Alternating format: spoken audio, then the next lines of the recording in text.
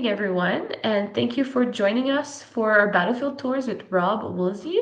We're so happy to have him. He's very passionate and knowledgeable on this matter subject and on others, but we're very lucky to have him. So thanks again, Rob. You're welcome. Um, my name is Michael Blanchebrun. My job here is I'm the virtual program coordinator for MFS. So today I'm just acting as your virtual host. I'll be keeping an eye on the chat if you have any questions and if you have any difficulties. And if you're watching this after, if you have questions for Rob in the questions for Rob after watching this, please direct your questions to me and I will make sure they are answered. So this session is recorded, it is in English, and I'm happy that you can join Rob as he takes us into part of the Second World War that helped pave the way to victory. So he will be going more in depth about the Battle of Bresken Pocket, Operation Switchback, and I'll let Rob be the subject matter expert for this. I can't wait to learn, and I'll leave it over to you, Rob. Thank you very, very much. Good evening, everyone. As Michelle said, I am Rob Woolsey. I'm a member of the International Guild of Battlefield Guides and owner-operator of Woolsey's War Walks, and I do specialize in First and Second World War Canadian battlefields. And today we're going to be talking about a little-known battle, or part of a bigger battle, called Operation Switchback, the Battle of the Breskens Pocket, which is a battle that actually starts in Belgium and takes place in the Netherlands because it actually happens on the border of the two countries and is actually a pretty important battle. If you're looking at the main title screen, you'll see some Canadian troops there. This is on the 13th of October, 1944.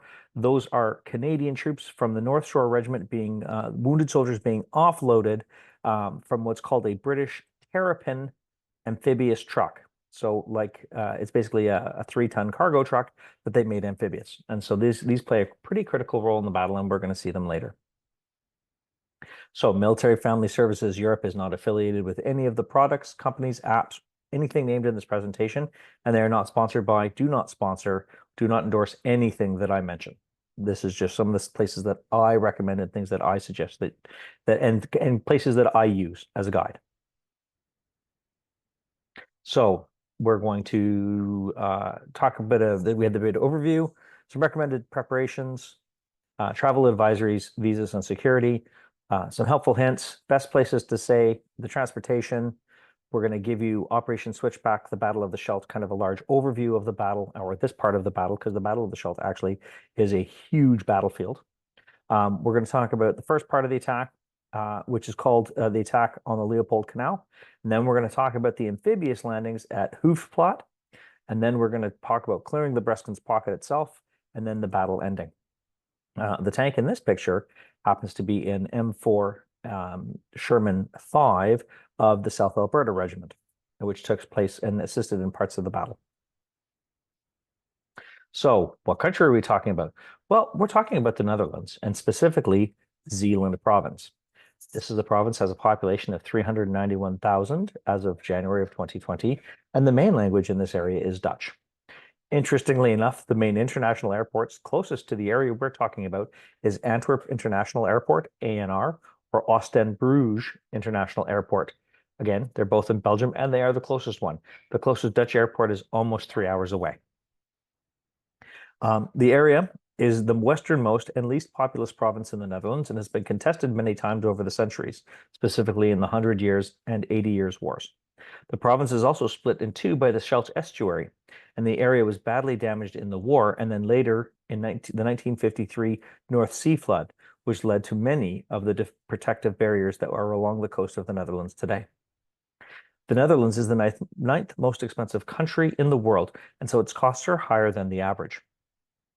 Cool fact about this area was described by the Belgian military as unsuitable for military operations due to its low swampy ground.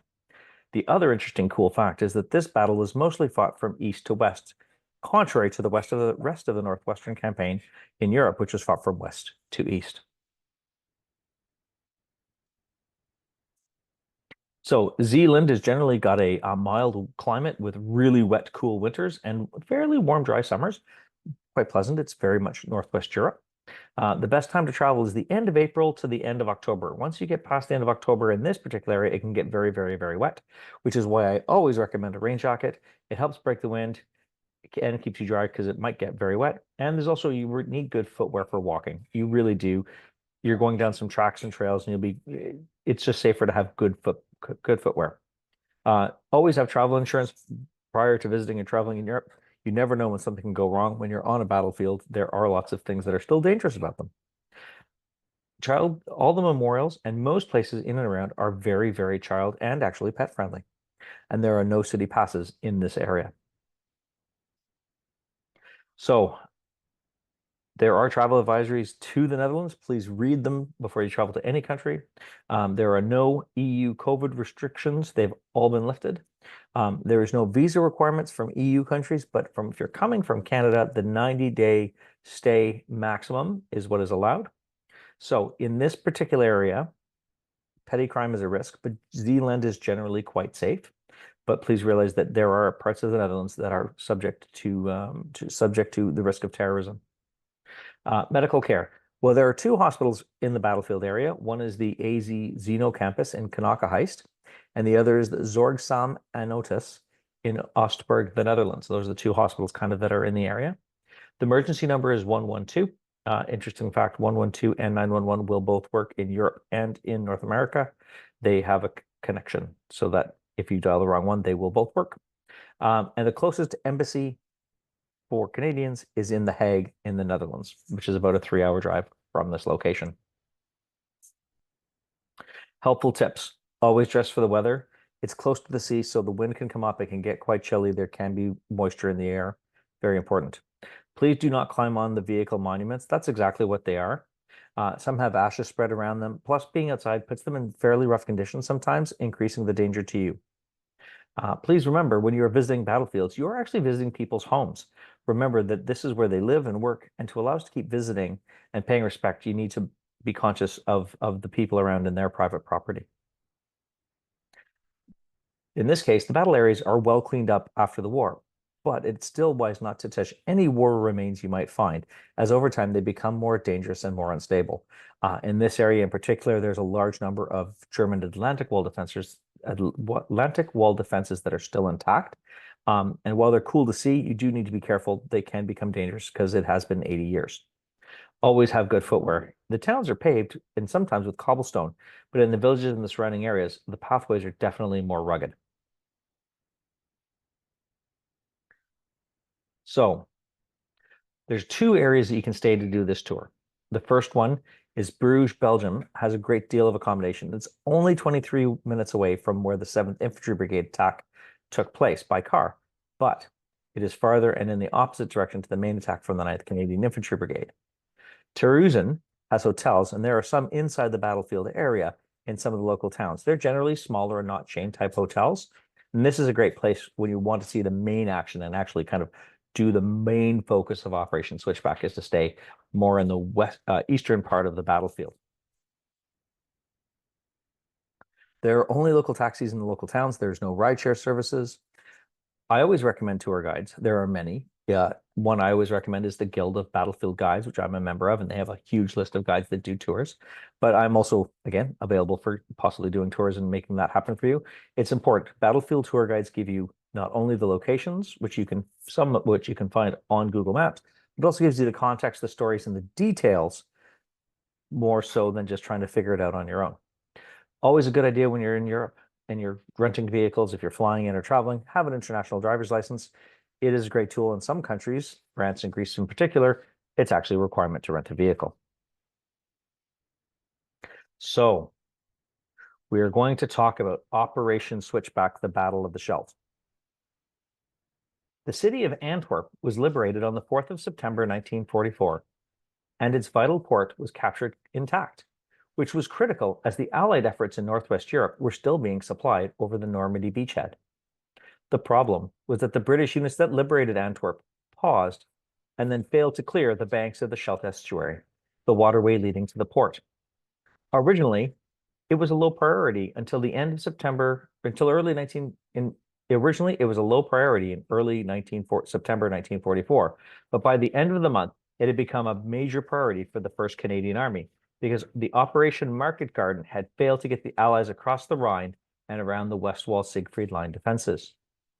The Battle of the Scheldt was mostly fought in the Netherlands, as while the port was in Belgium, the estuary itself is bordered both north and south by the Netherlands.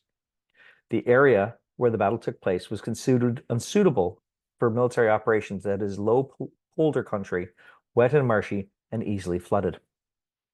The 1st Canadian Army at this point was temporarily commanded by Lieutenant General Guy Simons, the 2nd Canadian Corps commander, as General Harry Criar, the commander of the army, was back in the United Kingdom in hospital, being very, very ill. Most of the 2nd Canadian Corps, at this time temporarily commanded by the 2nd Canadian Infantry Division commander, Major General Charles Fuchs, were dealing with the Channel ports. And the 1st British Corps, the other half of the 1st Canadian Army, were east of Antwerp in support of the 2nd British Army and its 30 Corps during Operation Market Garden. The supply situation was stretched to the point where one of the divisions of the 1st Canadian Army had to be grounded, essentially parked, so its transport and resources could keep the rest of the army going.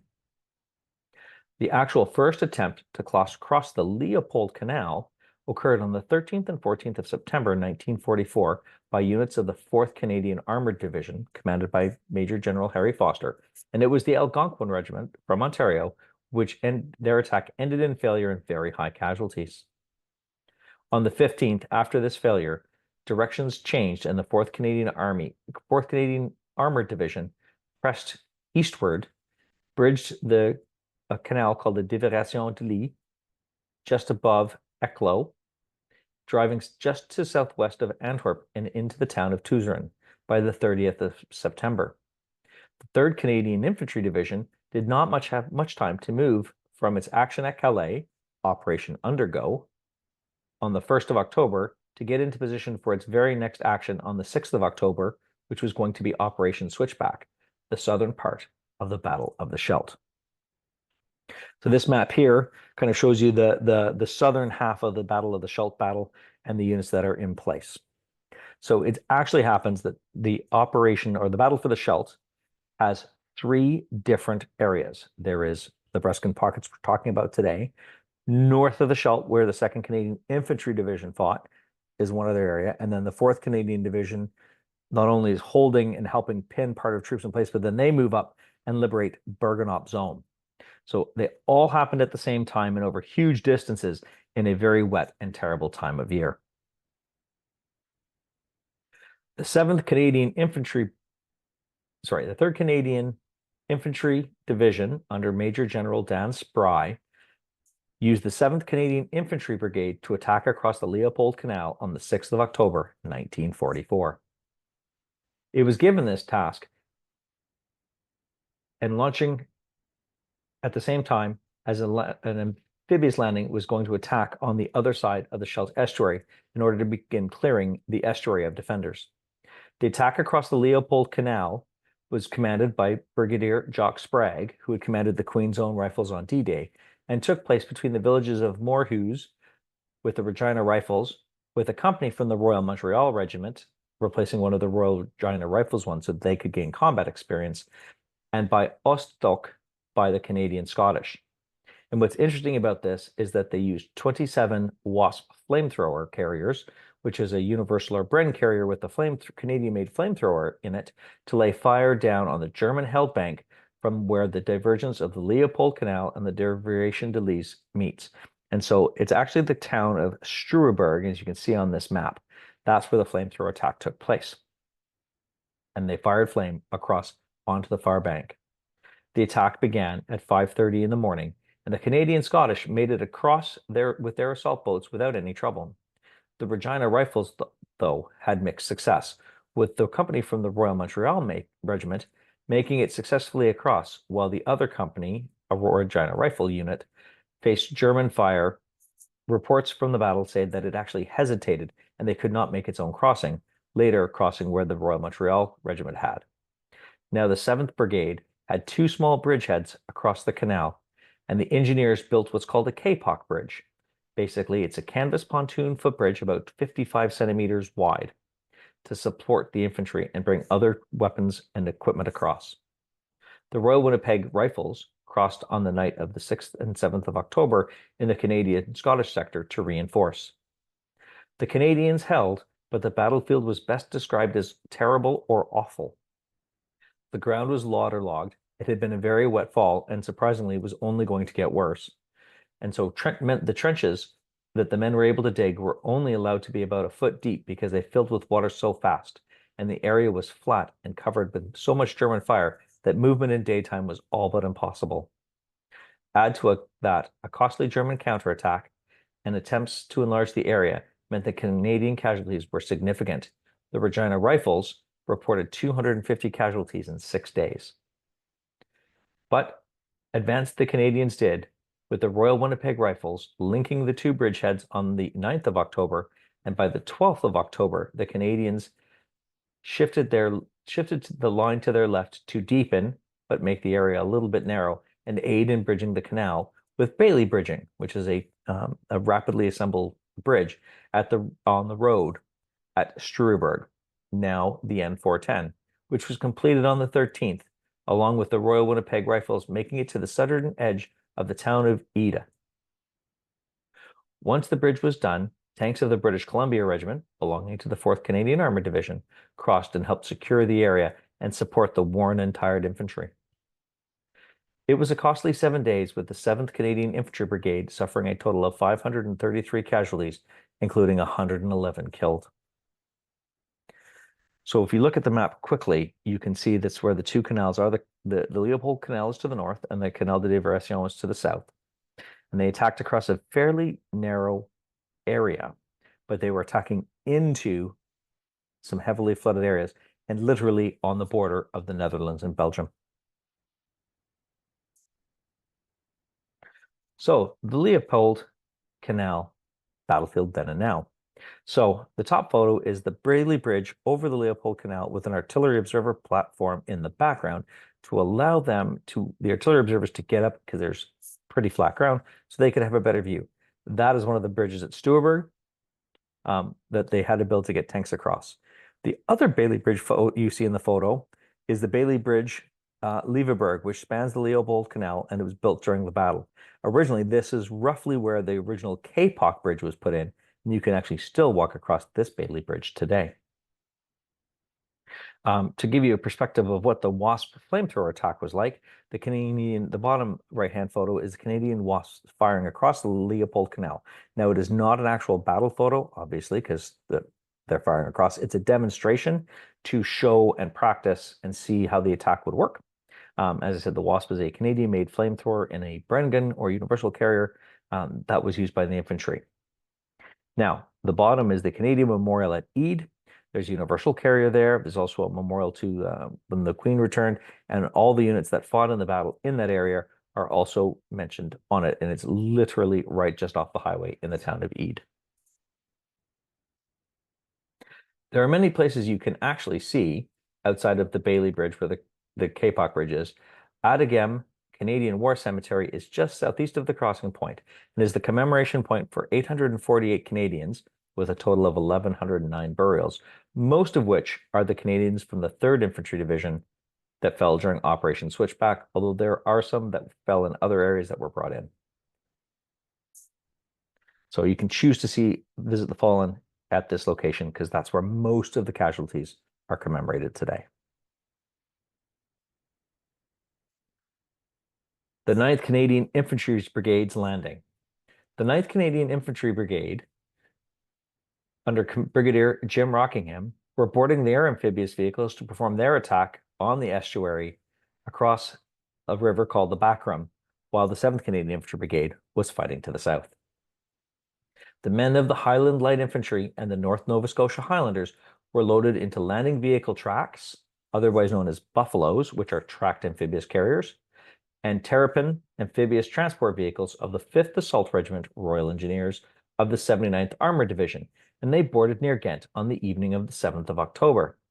But they ran into difficulties getting through the locks of the Ghent-Terneuzen Canal and were delayed 24 hours in making their attack. Hidden by the high banks of the canal The 96 vehicles, of which 48 were with each unit, of attacking troops made it to their landing beaches just east of Hoofdplaat early on the morning of the 9th of October. The North Nova Scotia Highlanders stormed Green Beach, and the Highland Light Infantry, Amber Beach, just after 2 a.m., achieving complete surprise and facing no resistance until dawn, when the batteries from the other side of the Scheldt Estuary at the town of Flushing opened fire. By 9:30 in the morning on the 9th, the Stormont, Dundas, and Glengarry Highlanders, the 3rd Battalion of the brigade, along with a company from the Cameron Highlanders of Ottawa, the Heavy Weapons Battalion of the 3rd Division, came ashore. The Stormont, Dundas, and Glengarry moved toward the town of Hoofdplaat, while the North Nova Scotia Highlanders advanced to Rejoignez, and the Highland Light Infantry moved towards Beervillet. It took until the 11th of October, 2 days of heavy fighting, for this small area, to be secured.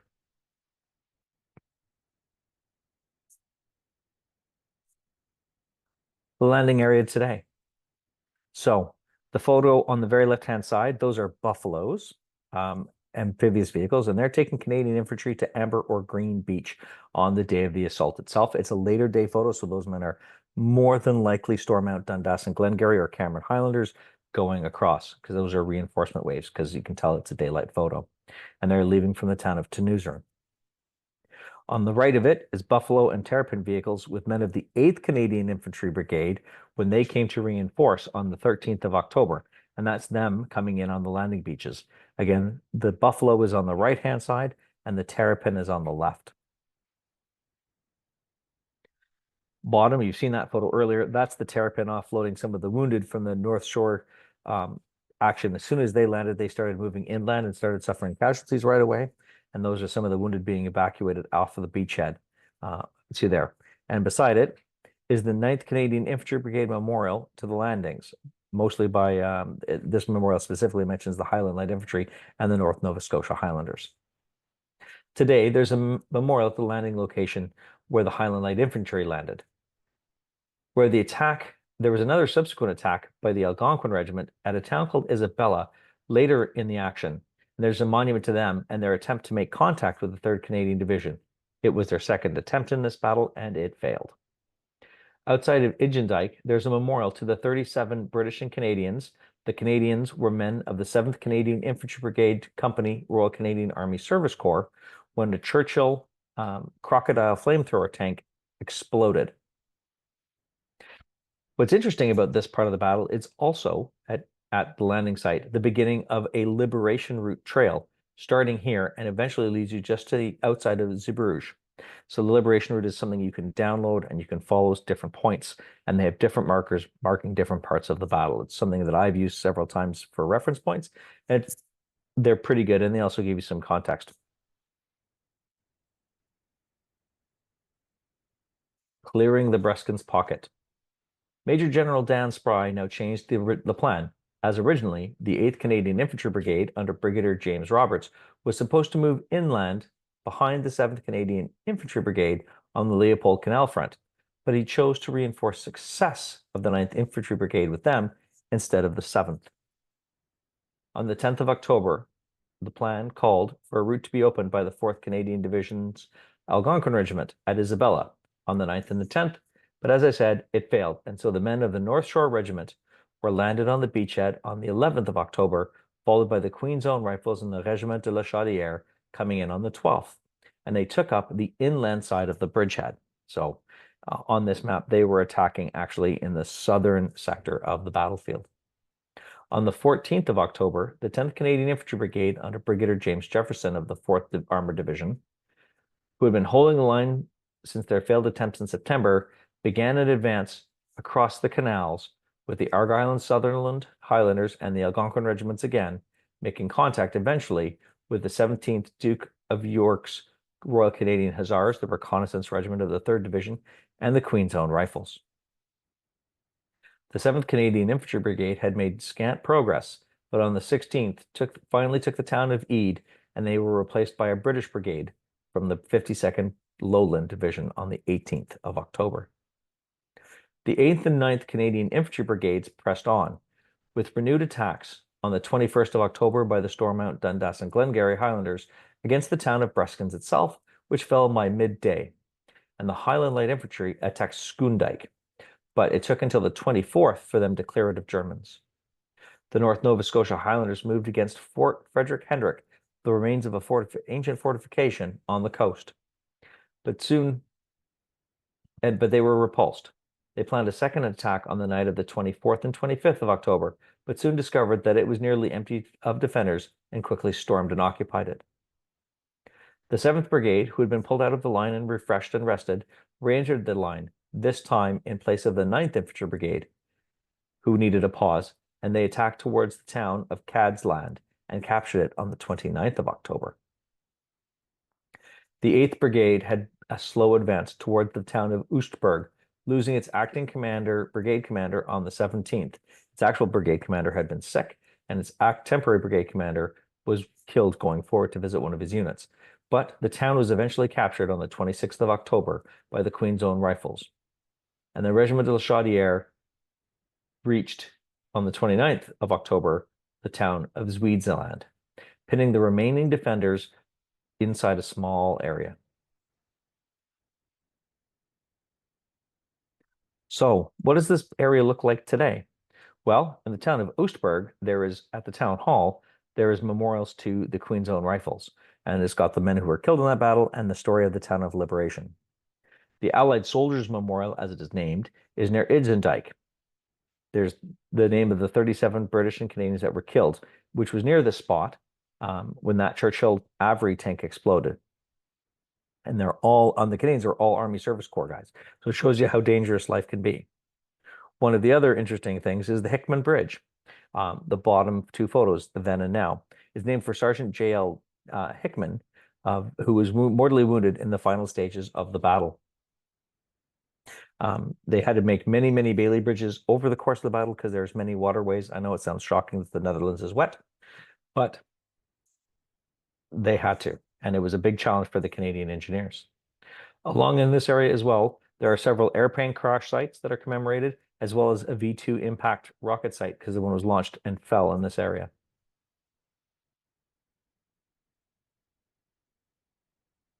The battle ends.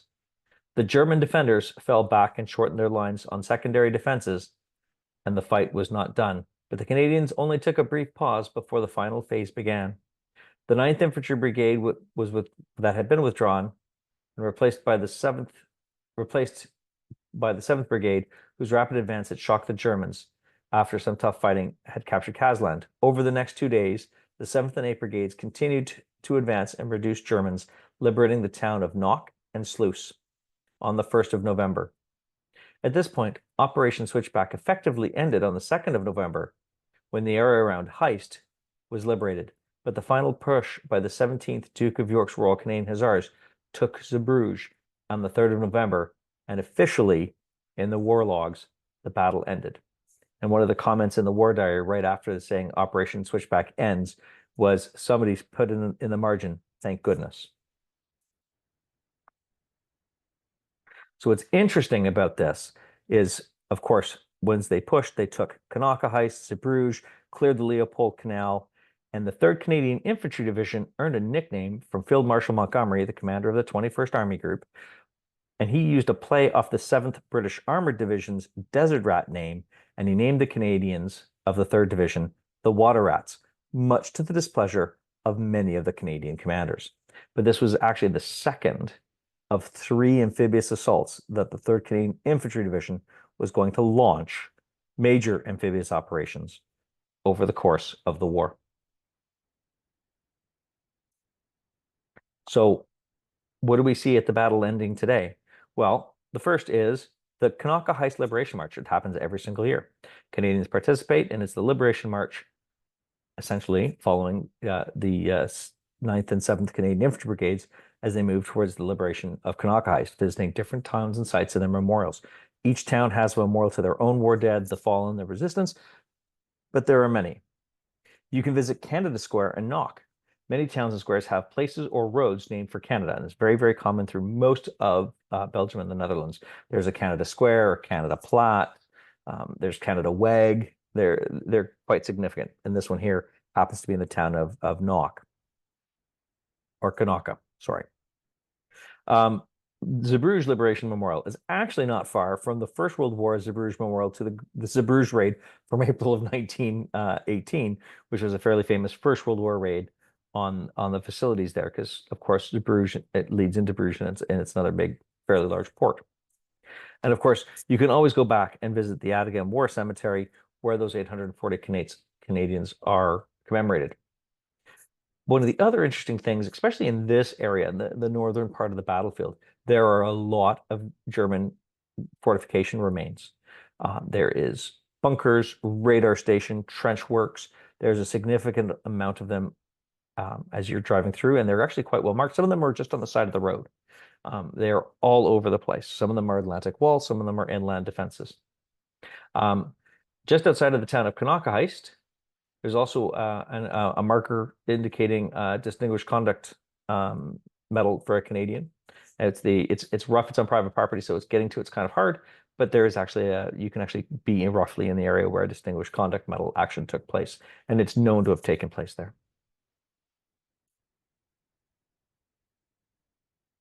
The 3rd Canadian Infantry Division suffered 2,077 casualties, of which 314 were killed, including Lieutenant Colonel C. Lewis, the commanding officer of the 17th Duke of York Royal Canadian Hussars, who was the actual acting brigade commander of 8th Canadian Infantry Brigade, and 231 missing.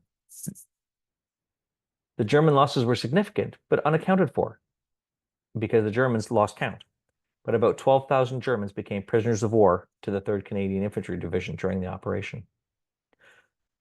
The Battle of the Scheldt has sometimes been called the Cinderella Campaign by historians because it was fought during the manpower crisis, which triggered a conscription crisis later on, leading to a single draft of 16,000 conscripts being sent overseas, and causing big challenges because all the battalions were fighting heavily under strain. And with the 1st Canadian Army being the last in the order to get supplies and equipment, with the British 2nd Army and the U.S. 1st and 3rd Armies got the most, with the U.S. 9th Army being under-supported like the Canadians. And the reason for that is the British 2nd Army had, of course, been fighting the Nijmegen battle and was trying to keep that wide open.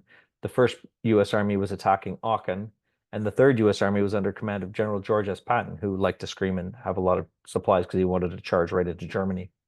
The 9th Army, like the 1st Canadian Army, had calm and relatively quiet commanders that had to suffer through. The brutal fight in the fall of 1944 ended at the beginning of November, and the Canadians of the 2nd Canadian Corps and 1st Canadian Army moved to the Nijmegen sector in mid to late November and remained there until February 1944, when they began their attack into Germany, called Operation Veritable. Thank you, everyone. I hope you enjoyed this online version or view of the Battle of the Breskens Pocket, otherwise known as Operation Switchback.